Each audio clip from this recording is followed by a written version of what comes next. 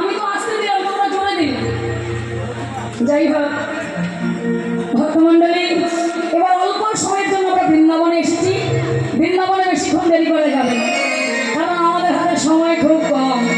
তাই রাধে, সবাই বসে বলো, বসো একটু গোপাল